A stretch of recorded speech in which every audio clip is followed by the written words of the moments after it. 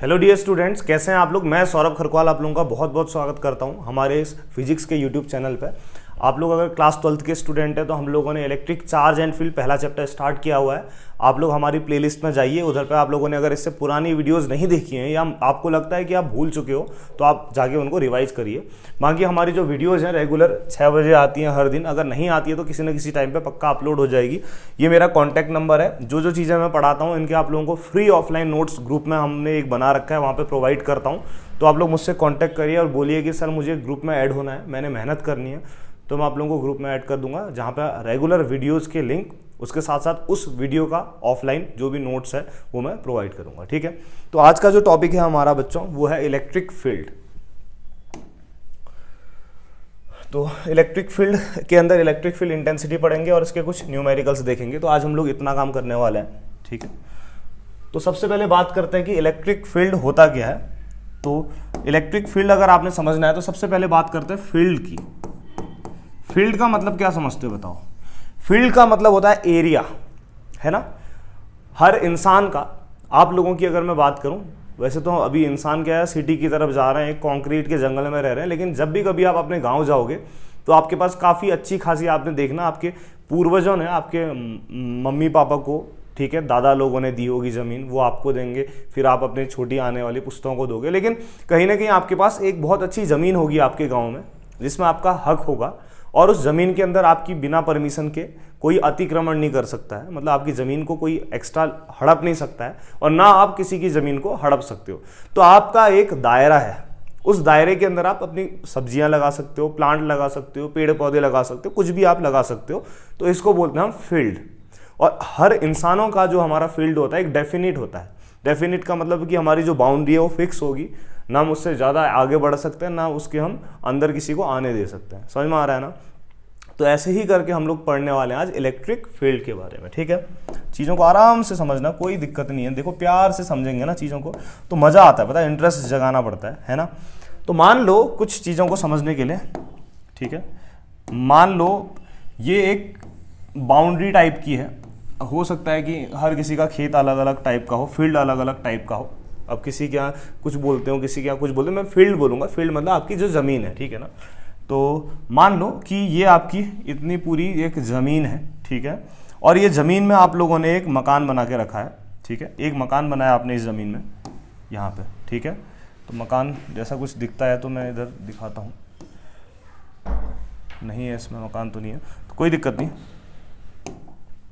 तो आपने क्या किया है, इस ज़मीन में यहाँ पे आपका एक मकान है, ठीक है, और बाकी बहुत बड़ी ज़मीन है आपकी। ठीक है, ये आपका एक मकान है और आप यहाँ इस मकान में रहते हो। ठीक है, और बाकी आप अपने ज़मीन में आप लोगों ने सेब का गार्डन बनाया, सेब का बगीचा बनाया, बहुत सारे सेब के पेड़ लगाए अलग अलग वैरायटी के। ठीक है, और वो सेब के पेड़ से सेब भी लगे हुए हैं, उसमें सीज़न चल रहा है तो बहुत सारे सेब हुए हैं। तो मतलब पूरी दुनिया देख रही है कि यार आप लोगों ने इतने मस्त मस्त सेब लगाए हैं। तो ये सेब खाने लोग आपके गार्डन में, कुछ पहचान वाले आते हैं, कुछ बिना पहचान वाले आते हैं। तो मान लो ये आपकी पूरी बाउंड्री है, आपने फेंसिंग कर रखी है। अब कोई इंसान है, मान लो अभी आपकी बाउंड्री से ये इंसान बाहर है। अब देखो एक इंसान है, अब ये इंसान आपकी बाउंड्री से बाहर है, ठीक है, और ये आपके सेब के पेड़ों को देख रहा है। तो क्या आपको कोई हक बनता है उससे कहने का कि तू पेड़ों को मत देख? नहीं बनता है ना। क्यों? क्योंकि ये अभी आपकी इस बाउंड्री से, आपके फील्ड से बाहर है। तो यहाँ देख सकता है, ये यहाँ से कुछ भी कर सकता है, बट आपको हक नहीं बनता इससे कुछ कहने का। लेकिन जैसे ही ये इंसान, अब ध्यान से देखना क्या होगा, अब जैसे ही ये इंसान आपके यहाँ से आके बाउंड्री के अंदर एंटर करता है, आपके गार्डन में आ जाता है ये इंसान, तो अब आप क्या करोगे? अब आप दो चीज कर सकते हो इस पर। अगर ये इंसान आपके पहचान का है, मान लो ये इंसान आपके पहचान का है, तो आप क्या करोगे? इस इंसान को इनवाइट करोगे। आप इस इंसान से बोलोगे कि आ जाओ और थोड़ा बहुत हमारे यहाँ से सेब लेके जाओ। ठीक है, 4-5 किलो आप ये इंसान को सेब दोगे, अगर ये इंसान आपके पहचान का है। मान लो एक दूसरा इंसान आया, यहाँ पे एक दूसरा इंसान आया, ठीक है, ये इंसान आपके पहचान का है ही नहीं, ये चोर है, चोरी करने के लिए आया। तो आप जैसे ही इसको देखोगे तो आपका एक्शन क्या रहेगा? आप इसको भगाने की कोशिश करोगे, बोलोगे यहाँ से भाग जाओ वरना मैं पुलिस कंप्लेन करूंगा या जो भी है, वरना हम पूरे गांव वाले मिलके आपको चूटेंगे, पीटेंगे, जो भी करेंगे, मतलब आप एक ना एक काम करोगे। तो ये सारी जो काम होंगे ना, इनवाइट करने का या किसी को भगाने का, वो आपके दायरे के अंदर होगा। तो इसी दायरे को बच्चों बोलते हैं हम लोग फील्ड। क्या बोलते हैं इसी को? फील्ड बोलते हैं। समझ में आया ना? तो ये है आपका फील्ड। तो फील्ड आपका क्या है अगर मैं आपसे पूछूं, लेकिन ध्यान रखना बच्चों कि जो इसके अंदर की जो चीजें हैं ना, आप इसको जिसको बुला रहे हो, इसको जो रिपल कर रहे हो, ये जो लोग हैं ना, इनको टेस्ट ऑब्जेक्ट बोलते हैं। क्या बोलते हैं इनको? इनको बोलते हैं टेस्ट ऑब्जेक्ट, ठीक है, जिनके ऊपर टेस्ट हो रहा है कि आपने बुलाना है या भगाना है। और जो आप हो, आपको थोड़ा बड़ा बना देता हूं क्योंकि आप पावरफुल इंसान हो अभी, है ना। तो आप जो हो, ये जो आप हो एक सोर्स ऑब्जेक्ट। क्या हो आप एक सोर्स ऑब्जेक्ट हो, ठीक है, ठीक है। जिस आपका गार्डन है, आप इसके मालिक हो, तो इसको हम बोलेंगे सोर्स ऑब्जेक्ट हो आप। क्या हो? आप एक सोर्स हो जिसने इस सब चीज़ों को बनाया है, ठीक है, सोर्स ऑब्जेक्ट। तो आपके पास पावर है कि आप इनको बुलाओ या इनको भगाओ। लेकिन ध्यान रखना कि ये जो टेस्ट ऑब्जेक्ट है आपसे बहुत छोटे होने चाहिए। मान लो एक ऐसा इंसान आया आपके गार्डन के अंदर जिसके आप पूरी इंडिया में अलग अलग जगह बहुत सारे गार्डन है, हजारों हेक्टेयर में फैले हैं, तो फिर आपकी क्या औकात इसके सामने ना। तो कहीं ना कहीं जो आपका टेस्ट ऑब्जेक्ट है आपसे बड़ा हो जाएगा, तो आप जाओगे, यार प्लीज़ मेरे को अलग अलग वैरायटी के एप्पल्स दे दो, मैं आपका गार्डन विजिट करना चाहता हूँ। आप जाओगे इसके पास, तो उस समय आप टेस्ट ऑब्जेक्ट बन जाओगे। तो याद रखना, जब भी किसी के ऑब्जेक्ट के फील्ड की बात करो, जैसे आप हो ना, आपके एरिया की बात कर रहे हैं, तो आपके फील्ड में आपसे छोटे लोग आने चाहिए। तो टेस्ट ऑब्जेक्ट याद रखना बच्चों, हमेशा सोर्स ऑब्जेक्ट से छोटा होना चाहिए, ठीक है ना। मान लो आपके घर में पीएम मोदी आ गए फील्ड के बाहर, आप जाओगे भाग के, दो कट्टे सेब लेके जाओगे, बोलोगे मोदी जी प्रणाम, आप, मैं धन्य हो गया, हमारे देश के प्रधानमंत्री हमारे यहाँ आए, ऐसा तो होगा ना। तो याद रखना कि टेस्ट ऑब्जेक्ट छोटा होना चाहिए। अगर आपसे बड़ा है तो फिर वो आपको खींच देगा। क्लियर हो रहा है ना? आप उसके फील्ड के अंदर चले जाओगे, ठीक है ना, ध्यान रखना। तो आई होप कि इतनी चीज़ें समझ में आई होगी। अगर ये चीज़ें समझ में आ रही है तो इलेक्ट्रिक फील्ड समझना कोई बड़ी बात नहीं है, कोई दिक्कत, कोई परेशानी, कोई समस्या आपको नहीं आएगी, मेरी गारंटी है, ठीक है ना। तो अब इसी को हम लोग समझते हैं ऐसे, इसको कर देते हैं डिलीट। अब चार्ज के लिए इलेक्ट्रिक फील्ड की बात करें, इलेक्ट्रिक मतलब इलेक्ट्रॉन, इलेक्ट्रॉन मतलब चार्ज, तो किसी चार्ज की फील्ड की बात करते हैं। तो मान लो आपका ये कोई एक दायरा है, ठीक है, ये आपका कोई एक क्या है, दायरा है। अब देखो इंसान का ना जो फील्ड होता है, आपके जो खेत हैं वो फिक्स होंगे, उसमें 1 इंच कोई इंसान अंदर नहीं आ सकता, ना आप किसी की 1 इंच एक्स्ट्रा जमीन ले सकते हो। लेकिन चार्ज के केस में जो आपका इलेक्ट्रिक फील्ड है ना बच्चों, इसकी कोई वेल डिफाइंड बाउंड्री नहीं होती है। मतलब ऐसा नहीं है कि इलेक्ट्रिक फील्ड फिक्स यहीं तक होगा, ठीक है, तो इसकी कोई फिक्स बाउंड्री नहीं होती है, ध्यान रखना। तो मैं ऐसे डॉटेड दिखा रहा हूँ, डॉटेड का मतलब समझ जाओगे कि इसकी कोई वेल डिफाइंड बाउंड्री नहीं है, ठीक है ना। इस तरीके से दिखा देते हैं डॉटेड करके, ठीक है।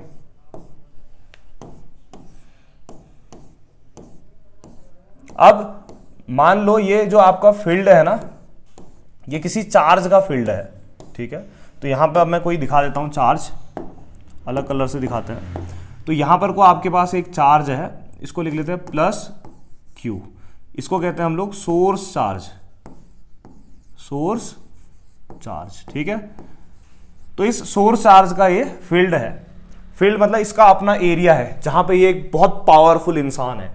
तो इसके इस फील्ड के अंदर अगर मैं किसी टेस्ट चार्ज को लेके आ जाऊं, इसके फील्ड के अंदर मैं अगर किसी टेस्ट चार्ज को लेके आऊं, यहां पर को मान लो एक टेस्ट चार्ज लेके आ रहा हूं प्लस क्यू नॉट। तो जैसे ही इस टेस्ट चार्ज को इस फील्ड के अंदर लेके आऊंगा, ठीक है, ये मेरा टेस्ट चार्ज है, ध्यान रखना, टेस्ट जिसके ऊपर टेस्ट हो रहा है। तो याद रखना है कि जो आपका टेस्ट चार्ज है इस सोर्स चार्ज के कंपैरिजन में छोटा होना चाहिए, ठीक है। तो जैसे ही ये टेस्ट चार्ज इसके एरिया के अंदर आएगा तो ये प्लस क्या करेगा बताओ, इस प्लस क्यू नॉट को रिपल करेगा, इस पे एक फोर्स लगाएगा बाहर की तरफ को, बोलेगा तू मेरे एरिया में मेरी बिना परमिशन के कैसे आया। तो ये जो प्लस क्यू चार्ज है, इस प्लस क्यू नॉट या क्यू जीरो चार्ज को एक फोर्स लगाएगा, बोलेगा भाग यहां से, ठीक है ना। अगर ये टेस्ट चार्ज माइनस होता तो ये इसको अट्रैक्ट करता। लेकिन ध्यान रखना कि जब भी हम टेस्ट चार्ज लेंगे बच्चों, प्लस क्यू नॉट लेंगे अपने कन्वीनियंस के लिए, क्योंकि हम पहले से ही टेस्ट चार्ज को प्लस क्यू नॉट लेते आए हैं। अब अचानक से आप अगर टेस्ट चार्ज को माइनस क्यू नॉट ले लोगे ना, तो उससे क्या होगा, हमारा जो इलेक्ट्रिक फील्ड है उसकी डायरेक्शन में बदलाव आएगा। जैसे एक एग्जांपल दे रहा हूँ, हमने हमेशा याद किया है कि किसी भी वायर में जो इलेक्ट्रॉन्स का मूवमेंट होता है जहाँ को, उसके अपोजिट डायरेक्शन में करंट होता है, ये हमने माना है। अब हम पहले से ही ये बोल देते कि जिधर को इलेक्ट्रॉन मूव करते हैं उधर को करंट फ्लो करता है, तो उसी के हिसाब से चलते। तो अब हम जब भी काम करते हैं इलेक्ट्रॉन के अपोजिट करंट लेते हैं, तो सबका काम एक जैसा आता है, ठीक है। कुछ चीज़ें हमने कंसिडर करनी पड़ती है, ये आप लोग ध्यान रखना बच्चों, हाँ, ठीक है। तो मैंने बोला जैसे ही इस प्लस क्यू चार्ज के इस एरिया के अंदर मैं इस plus Q nought test charge को लेके आया तो प्लस क्यू सोर्स चार्ज इस plus Q nought test charge पे एक फोर्स लगाएगा रिपल्सन वाला। अब मान लो कि अगर ये जो आपका सोर्स चार्ज है प्लस क्यू, ये अगर प्लस के बदले माइनस होता, मान लो ये माइनस क्यू चार्ज होता, तो क्या होता, ये इसको अपनी तरफ अट्रैक्ट करता है ना, एफ फोर्स से अपनी तरफ क्या करता, अट्रैक्ट करता। तो लेकिन मुझे ये पता चल गया है कि ये जो एरिया है इस एरिया के अंदर टेस्ट चार्ज पे फोर्स जरूर लगेगा, या तो रिपल्सन का लगेगा या फिर अट्रैक्शन का लगेगा। चीजें क्लियर हो रही है ना, एक ना एक फोर्स तो जरूर लगना ही लगना है, ठीक है। तो अभी मैं चलो ये रिपल्सन वाला ही दिखा देता हूं फोर्स, ठीक है, ये ऐसे करके। तो ये आपका प्लस क्यू सोर्स चार्ज है। तो अब सुनना जरा, इलेक्ट्रिक फील्ड होता क्या है, ये है आपका इलेक्ट्रिक फील्ड, ठीक है, यही आपका क्या है, इलेक्ट्रिक फील्ड है। डेफिनेशन सुनना, किसी भी सोर्स चार्ज के आसपास का वो रीजन या वो एरिया जहां अगर आप किसी टेस्ट चार्ज को लेके आते हो तो उस टेस्ट चार्ज पे इस सोर्स चार्ज की वजह से कुछ ना कुछ अट्रैक्शन या फिर रिपल्सन का फोर्स फील होगा। तो इसी पर्टिकुलर एरिया को इलेक्ट्रिक फील्ड कहते हैं। इलेक्ट्रिक फील्ड मेरे आसपास का वो एरिया जहां अगर कोई मेरे एरिया में एंटर करेगा तो मैं उस पर फोर्स लगाऊंगा। फोर्स लगाने का मतलब है या तो मैं उसको इनवाइट करूंगा या मैं उससे बोलूंगा मेरे एरिया से बाहर निकल, अगर वो मेरा दुश्मन होगा तो। समझ में आया ना, इसी को बच्चों बोलते हैं इलेक्ट्रिक फील्ड। कोई दिक्कत, कोई परेशानी, कोई समस्या नहीं है, ठीक है। अब अगला टॉपिक जो है हमारा वो है इलेक्ट्रिक फील्ड इंटेंसिटी। ये इलेक्ट्रिक फील्ड इंटेंसिटी क्या होता है, अब मैं आप लोगों को बताने जा रहा हूं। तो बच्चों हमारा जो इलेक्ट्रिक फील्ड इंटेंसिटी होता है ना, मतलब इलेक्ट्रिक फील्ड इंटेंसिटी मतलब इलेक्ट्रिक फील्ड का प्रभाव कहां पे कितना होगा। मान लो मेरा ये एक बहुत बड़ा गार्डन है, ठीक है, 500 मीटर तक फैला हुआ है। तो एक चोर चोरी करने आ रहा है, सेब चोरने, ये दूर 500 मीटर दूर आ रहा है। तो मैं जोर से चिल्लाऊंगा भाग यहां से, भाग यहां से, लेकिन उसको मार नहीं सकता क्योंकि जैसे ही मैं 500 मीटर दूर उसको पकड़ने जाऊंगा वो भाग जाएगा, है ना, ऐसा ही तो होगा। इसका मतलब वो दूर है तो मेरा इलेक्ट्रिक फील्ड यहां पर को कम है, मेरी इंटेंसिटी कम है यहां पर को। अगर वो चोर मेरे घर के बगल में आया होता तो मैं लठ मारता जोर से, भाग यहां से कहता और पावरफुल हो जाता मैं। तो इसका मतलब मेरे को आपको पता चलना है कि इलेक्ट्रिक फील्ड तो आपका यहां तक फैला हुआ है, लेकिन उसकी जो इंटेंसिटी है, इसका जो प्रभाव है भगाने का, यहां पे कम होगा, थोड़ा नजदीक ज्यादा ज्यादा ज्यादा ज्यादा, यहां पर को अगर वो आ गया तो पकड़ के कूटी देगा। समझ में आया ना, इसको बोलते हैं इलेक्ट्रिक फील्ड इंटेंसिटी। तो मान लो इस पॉइंट पे, इस P पॉइंट पे आपने इलेक्ट्रिक फील्ड इंटेंसिटी पता करनी है। तो इलेक्ट्रिक फील्ड इंटेंसिटी को बच्चों हम कैपिटल E से दिखाते हैं। किससे दिखाते हैं, कैपिटल E से। ये होती क्या है सुनना, जब किसी सोर्स चार्ज के आपके घर में, जब किसी सोर्स चार्ज के इलेक्ट्रिक फील्ड के अंदर किसी टेस्ट चार्ज को लेके आते हैं, जैसे अभी प्लस ये कौन सा है, क्यू नॉट टेस्ट चार्ज है, ठीक है, ध्यान रखना।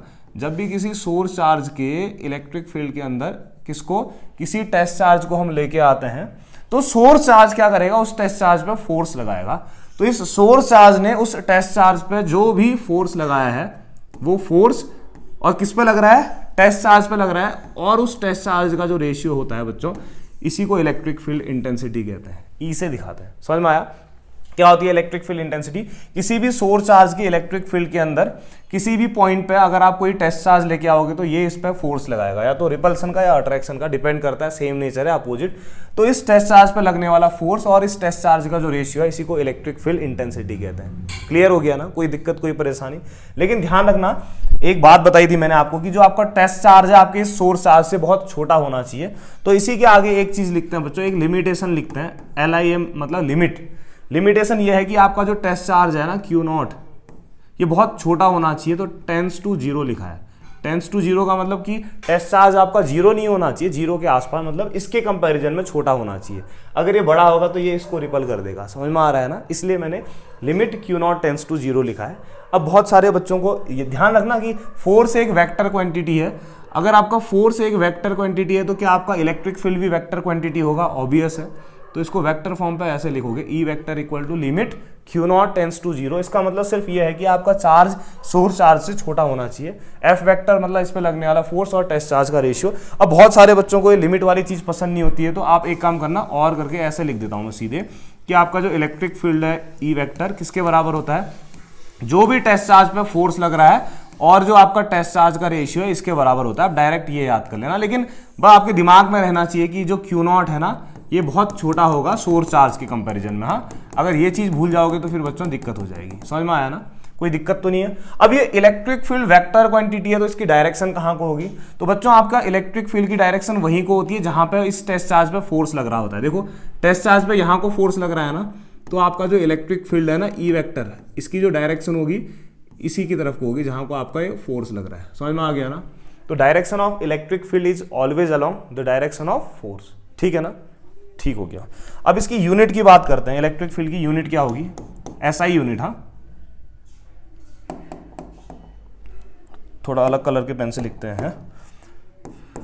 तो इलेक्ट्रिक फील्ड की जो एसआई यूनिट होगी ना बच्चों, ये देखो फोर्स की यूनिट क्या होती है बताओ, न्यूटन, और चार्ज की यूनिट क्या होती है, पर कूलम। तो इसकी जो एसआई यूनिट होगी वो न्यूटन पर कूलम होगी। या फिर इसको और करके लिख सकते हैं, एक और यूनिट होती है, ये अभी नहीं बता रहा हूँ, आगे जाके जब इलेक्ट्रिक पोटेंशियल पढ़ाऊंगा ना तब वहां से निकल के आता है। इलेक्ट्रिक फील्ड की यूनिट न्यूटन पर कूलम तो आपको समझ में आई ना। ऐसे ही करके एक और यूनिट होती है वोल्ट पर मीटर। हाँ, ये अभी नहीं बता रहा हूँ, आने वाले टाइम पे इसको मैं प्रूव कराऊंगा कैसे आती है करके, कोई दिक्कत तो नहीं है। ये वेक्टर क्वांटिटी होता है, मैंने बता ही दिया। डेफिनेशन क्या होगी, electric force per unit test charge. ठीक है, किसी भी सोर्स चार्ज के इलेक्ट्रिक फील्ड के अंदर यूनिट टेस्ट चार्ज पे लगने वाला जो इलेक्ट्रिक फोर्स है इसी को इलेक्ट्रिक फील्ड कहते हैं। और यूनिट बता दी न्यूटन पर कूलम और वोल्ट पर मीटर। डायमेंशन क्या होगी ये भी सीख लो। देखो ना, इलेक्ट्रिक फील्ड की डायमेंशन पता करनी है तो स्क्वायर ब्रैकेट लगाओगे, फोर्स की डायमेंशन रखोगे। बताओ फोर्स की डायमेंशन कितनी होती है, ml(t-2). ठीक है बच्चों, अपॉन में चार्ज है, चार्ज की डायमेंशन कितनी होती है बताओ, a(t). ठीक है, अब इसको ऊपर भेज देते हैं। देखो फिर क्या आएगा, ध्यान से देखना, m, ठीक है, ये आपका l है, ये t-2 है, t ऊपर जाएगा तो t-1 हो जाएगा, तो -2 -1 कितना हो जाएगा, ये आ जाएगा t-3, और a ऊपर जाएगा तो ये आ जाएगा a-1। तो आपका जो इलेक्ट्रिक फील्ड है इसकी डायमेंशन ml(t-3 a-1) के बराबर होगी। ठीक है, तो यही चीज मैंने यहां पर लिखी है। देखो, the electric field at any point is defined as electrostatic force per unit test charge. यही तो देखा, force per unit test charge is called electric field. बाकी formula E, electric field vector है ना, तो ई वेक्टर इक्वल टू कितना आएगा, limit Q0 tends to, ये Q0 आएगा, यहाँ पे Q0 आएगा, टेस्ट चार्ज को मैं Q0 से दिखा रहा हूँ, F वेक्टर अपॉन Q0 के बराबर। मैंने बोला अगर आपको ये नहीं लिखना है तो शॉर्ट में क्या लिख लोगे सीधे, electric field E vector equal to कितना, F वेक्टर अपॉन Q0। समझ में आ गया ना। बाकी यूनिट मैंने बता दी न्यूटन पर कूलम या फिर वोल्ट पर मीटर, और direction of electric field is along F, जहां को मैंने बोला फोर्स होगा, देखो उधर कोई इलेक्ट्रिक फील्ड की डायरेक्शन होगी। ये मैंने पॉइंट आप लोगों का क्लियर कर दिया है। ठीक है, बाकी डायमेंशन मैंने आपको बता ही दिए पीछे।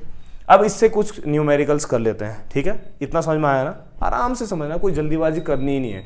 किस बात की जल्दी, जो चीजें समझो ना ऐसे समझो कि मतलब जो कोई समझा ही नहीं पाए। समझ में आया ना, आपसे अच्छा कोई समझ ही ना पाए, ऐसे समझो। Calculate the electric field strength required to just support a water drop of mass 10⁻³ kg and having a charge 1.6। ठीक है, तो देखो एक वाटर ड्रॉप है बच्चों। ठीक है, मान लो इसका चार्ज कुछ ना कुछ, इसका चार्ज तो दिया हुआ है ना 1.6 × 10, इसका मतलब इसमें पॉजिटिव चार्ज होगा, तो ये पॉजिटिवली चार्ज वाटर ड्रॉप है। ठीक है, अब क्या करना है कि इसको आपने ऐसे हवा में बैलेंस करना है। क्या यह हवा में बैलेंस हो पाएगी वाटर ड्रॉप, बताओ। बिल्कुल नहीं होगी। क्यों नहीं होगी बच्चों, इसलिए क्योंकि इसका जो वेट है ना mg, F = mg क्या होगा, नीचे को काम करेगा तो ऐसे धड़ाम से नीचे गिर जाएगी। ये वाटर, ये पेन है ना, ये गिर जा रही है इसके वेट की वजह से, समझ रहे हो। अब इसको हवा में बैलेंस करना। आप इसको हवा में कैसे बैलेंस करोगे, बताओ मुझे कि आप इसको हवा में कैसे बैलेंस कर सकते हो। एक बहुत सिंपल सा तरीका है, ग्राउंड में ना जहां ये गिरने वाली है वहां पे पॉजिटिव चार्ज दे दो। क्या दे दो यहाँ पर को, पॉजिटिव चार्ज। तो जैसे ही आप ग्राउंड में पॉजिटिव चार्ज दोगे ना, तो क्या होगा, देखो सेम चार्ज एक दूसरे को रिपल करते हैं, तो ये प्लस क्या करेगा, इस प्लस को ऐसे धक्का मारेगा ऊपर की तरफ को। तो ये नीचे तो आ रहा है अपने वेट की वजह से, लेकिन ये प्लस प्लस को रिपल करेगा, तो इसकी वजह से इस पर एक रिपल्सन का फोर्स लगेगा ऊपर की तरफ को। और अगर ऊपर को लगने वाला जो रिपल्सिव फोर्स है बच्चों, ये ऊपर की तरफ को लगने वाला जो रिपल्सिव फोर्स, अरे यार लिखा भी नहीं जा रहा, तो ऊपर की तरफ को लगने वाला जो रिपल्सिव फोर्स है, अगर इसके वेट mg के बराबर हो जाए, तो अगर ये नीचे गिर रही है, देखो अगर मैंने पकड़ा है ना अभी, इसका वेट के बराबर ऊपर को फोर्स लगाया तभी तो बैलेंस है, तो ये ड्रॉप बैलेंस हो जाएगी। अब लेकिन ऊपर को कौन सा फोर्स लग रहा है, इलेक्ट्रिक फोर्स लग रहा है। अब हम लोग जानते हैं बच्चों, सिंस, ध्यान सुनना, इलेक्ट्रिक फील्ड अभी पढ़ा था, E = कितना होता है, F अपॉन कितना होता है, Q0। तो यहां से आपका बताओ F = कितना आ जाएगा, E × Q0, इक्वेशन नंबर 1। तो यही जो इलेक्ट्रिक फोर्स है F, इसकी वैल्यू यही होगी, E × क्यू नॉट होगी। तो ये ऊपर को लगाना पड़ेगा आपने। दूसरी चीज़, नीचे को जो आपका फोर्स लग रहा है F किसके बराबर लग रहा है, mg के बराबर लग रहा है। इसको इक्वेशन 2 बोला। अब आपने इसको बैलेंस रखना है, तो इसका मतलब ये mg और ये e क्यू नॉट बराबर होंगे। तो कंपेयर कर लेते हैं दोनों इक्वेशन को। इक्वेशन 1 एंड इक्वेशन 2 को मैं कंपेयर कर लेता हूँ। देख, F की वैल्यू e क्यू नॉट है, F की वैल्यू mg है, तो यहाँ से कितना आ जाएगा बताओ, e Q nought equal to कितना आ जाएगा, m इंटू जी, मतलब एक्सेलरेशन ड्यू टू ग्रेविटी। अब आपसे calculate the electric field strength E पूछा है, तो क्यू नॉट को यहाँ भेज देंगे। फिर आपसे E पूछा है ना, तो E इक्वल टू कितना आ जाएगा, देखो बच्चों, ये आ जाएगा m into g upon Q nought. ठीक है, अब ध्यान से सुनना बच्चों मेरी बात। हाँ, आपको मास दिया हुआ है, मास आपको कितना दिया हुआ है, 10 टू दी पावर -3 kg। ठीक है, ध्यान से देखना। जी की वैल्यू हम लोग जानते ही हैं 9.8 होती है, क्योंकि हम लोग अर्थ में रहते हैं, अर्थ में ही तो है पानी, और प्लेनेट में तो पानी अभी मिला ही नहीं है। ठीक है, ढूंढने की कोशिश चलिए। क्यू नॉट की वैल्यू भी दी है शायद मेरे ख्याल से, charge 1.6 into 10 to the power -19 coulomb. तो रख दो सारी वैल्यू, तो यहाँ से कितना आ जाएगा, देखो ये आएगा 10 टू दी पावर -3, जी की जगह 9.8, ठीक है, क्यू नॉट की जगह 1.6 इंटू 10 टू दी पावर -19, ऊपर भेज दूँ। तो देखो E इक्वल टू कितना होगा, देख पॉइंट के बाद एक नंबर है, पॉइंट के बाद एक नंबर है, कट जाएगा, तो 98 upon 16 into 10 to the power -3 plus 19। हाँ, पावर ऊपर जाएगी तो साइन बदल जाता है। 98 को डिवाइड करो 16 से, बताना कितना आ रहा है, मेरे ख्याल से 6.125 आता है, इंटू 10 टू दी पावर 16। ठीक है, यूनिट मैंने अभी बताई थी न्यूटन पर कूलम। निकाल दिया इलेक्ट्रिक फील्ड स्ट्रेंथ, यही तो पूछा था। कोई दिक्कत, कोई परेशानी, कोई समस्या नहीं होनी चाहिए। ठीक है, अगला क्वेश्चन देखो। How many electron should be removed from a coin of mass. एक सिक्का है जिसका मास दिया हुआ है, देखो कितना, m इक्वल टू 1.6 ग्राम ना, ग्राम को केजी में बदल दूं तो into 10 to the power -3 kg आ जाएगा, क्योंकि मास देखो ग्राम में दिया हुआ है। ठीक है, so that it just float on an electric field. अभी दोबारा वही कंडीशन है, हवा में तैराना है। हाँ, ऑफ इंटेंसिटी, इसका मतलब आज E दिया हुआ है बच्चों, क्या दिया हुआ है, 10 to the power -9 newton per coulomb. लेकिन क्या पूछा है, how many electron should be remove, number of electrons पूछा है, n पूछा हुआ है, तो n equal to question mark. ठीक है ना, अभी कैसे निकालेंगे, अभी अभी बताया था मैंने कि पहली बात तो F इक्वल टू जो mg है वो तो नीचे को काम करेगा, है ना, जस्ट इससे पहले क्वेश्चन में बताया था। और दूसरा F equal to E into Q nought जो है वो ऊपर की तरफ को काम करेगा। अब इक्विलिब्रियम में दोनों को इक्वेट करना पड़ेगा, तभी तो ये बैलेंस हो पाएगा ना। तो यहाँ से आ जाएगा आपका mg इक्वल टू कितना आ जाएगा आपका E इंटू क्यू नॉट। अब आपसे नंबर ऑफ इलेक्ट्रॉन्स पूछे हैं तो E को यहाँ भेजना पड़ेगा, तो mg अपॉन E इक्वल टू कितना आ जाएगा, क्यू नॉट। क्यू नॉट क्या है, चार्ज है ना, चार्ज आपको पता है ना, quantization of charge, Q equal to NE। जिन्होंने नहीं पढ़ा है थोड़ा सा अभी देख लो। तो क्यू नॉट जो आएगा हमारा यहाँ से कितना आ गया बताओ, m into g upon capital E। अब सुनो बच्चों, क्वांटाइजेशन ऑफ चार्ज से क्या पढ़ा हमने था, क्वांटाइजेशन ऑफ चार्ज में हमने पढ़ा है कि किसी भी बॉडी का जो चार्ज होता है, अभी क्यू नॉट से दिखा रहे हैं, NE के बराबर होता है। ठीक है, तो क्यू नॉट की जगह कितना रख देते हैं, n into small E equal to m into g upon capital E। तो n पूछा है तो n इक्वल टू कितना आ जाएगा, m into small g upon capital E into small e. अब वैल्यू रख देते हैं, ठीक है ना। तो n इक्वल टू कितना आएगा, मास दिया हुआ है आपको कितना, 1.6 इंटू 10 टू दी पावर -3। ठीक है, जी की वैल्यू हम लोगों को पता है 9.8 होती है, अपॉन कैपिटल E कितना दिया हुआ है, 10 टू दी पावर -9। एक इलेक्ट्रॉन का चार्ज तो मैंने आपको याद कराया। हाँ, E की वैल्यू कितनी होती है बताओ, 1.6 into 10 to the power -19 coulomb. ठीक है, अच्छा कूलम नहीं रखते अभी, यूनिट नहीं रखेंगे, 10 टू दी पावर -19। अब इसको सॉल्व कर लेते हैं। सॉल्व कैसे करेंगे, कुछ नहीं करना है, पावर को एक साथ, बाकी देखो ये 1.6 से ये 1.6 कैंसिल हो गया। हाँ, तो n इक्वल टू कितना आ गया, देखो 9.8 बच रहा है, और पावर एक साथ ले लेते हैं, इंटू 10 टू दी पावर -3, ये -9 ऊपर जाएगा तो +9। ठीक है ना, ध्यान रखना 10 टू दी पावर -9 दिया हुआ है इलेक्ट्रिक फील्ड। ठीक है, और ये -19 ऊपर जाएगा तो +19, ऐसा ही तो आएगा ना। तो ये कितना आ जाएगा फिर, n equal to 9.8 into 10 to the power, ये कितना हो गया 28 -3 करोगे तो 25। तो इतने नंबर ऑफ इलेक्ट्रॉन्स, इसका आंसर आ गया। समझ में आया ना। अगर कोई दिक्कत, कोई परेशानी, कोई समस्या कहीं पर को भी अगर आप लोगों को आ रही है तो आप लोग मुझे बता सकते हैं कि यहाँ पर को, अच्छा एक चीज़ गड़बड़ होगी बच्चों, ठीक है -9 ही दिया हुआ है ना, ये भी -19 दिया हुआ है, ठीक है, ऊपर जाके क्या हो जाएगा, प्लस हो जाएगा। तो आप लोग मुझे बता सकते हैं। आई होप कि आप लोगों को ये टॉपिक समझ में आया होगा। बाकी थैंक यू आप लोगों का कि आप लोग इतनी मेहनत से सीख रहे हो यार। और आप लोग यार जिस बच्चे को ज़रूरत है प्लीज़ यार उसे ये वीडियो, ये ग्रुप का लिंक शेयर करो यार। अगर आप लोग ग्रुप से जुड़ गए हो यार बच्चों, मतलब मैं आप लोगों को बहुत मतलब हर चीज़ पढ़ाऊंगा, हर आपका एक कॉन्सेप्ट क्लियर करूंगा। मिलते हैं, तब तक बाय। नोट्स मैं दे दूंगा, हाँ, नोट्स की चिंता आप मत करो, ग्रुप में अगर आप जुड़े हो तो।